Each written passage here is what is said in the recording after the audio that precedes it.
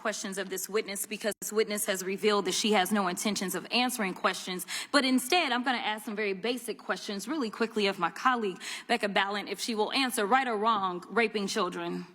Wrong. Right or wrong, killing random citizens?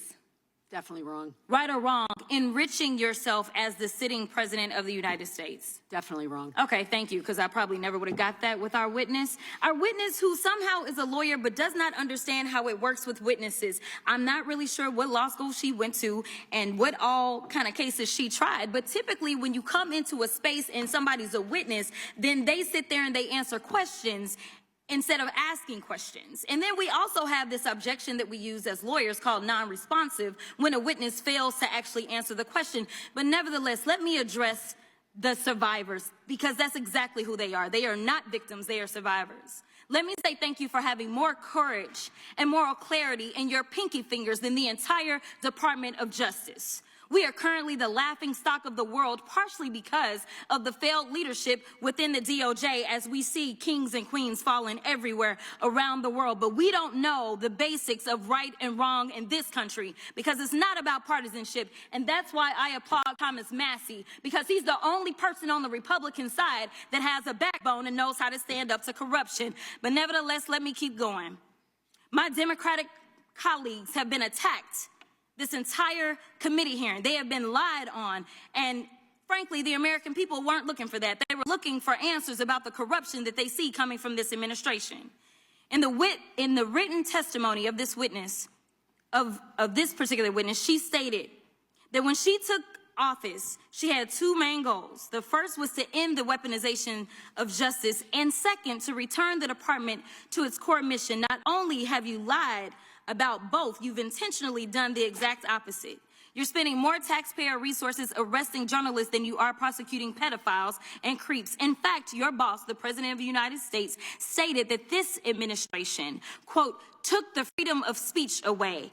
And at your direction, DOJ has arrested Don Lemon and Georgia Fort. And I might add that y'all actually had a judge that rejected y'all for trying to arrest Don Lemon before, just like the grand jury rejected y'all as it relates to Senator Kelly, just like a grand jury rejected y'all as it relates to Senator Slotkin, just like the case against Tish James was dismissed and the case against Mr. Comey was dismissed. I completely don't get how it is that you're sitting at the top of DOJ because you don't seem to be good at your job.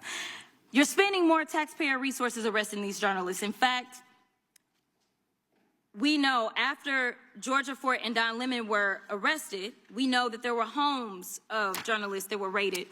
We know that threatened prosecution against students protesting your actions and forced tech companies to remove apps used to track ISIS activities. But let's circle back to you protecting pedophiles and creeps, because I want to talk about the president and his possible involvement with Jeffrey Epstein. Now, I don't know what the president might have done with Jeffrey Epstein, but unlike this administration, I believe that facts matter. So let's talk about the facts. Fact number one, Donald Trump is one of the most named people in the Epstein files. At least 5,000 files contains more than 38,000 references to Trump, his wife, or Mar-a-Lago.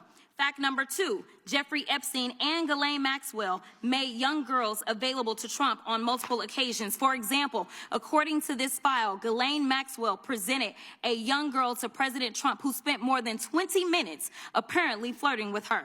Here's another example. This shows notes from FBI investigators that describe Jeffrey Epstein transporting a victim to Mar-a-Lago to meet with President Trump, where he bragged to Trump that, quote, this is a good one. Now, I'm not saying that the president is a pedophile, but there is a lot of evidence in these files that suggests that he's very close friends with a lot of men who are pedophiles. What's crazy about all of this is just that this is a big cover-up, and this administration is engaged in it. In fact, this administration is complicit.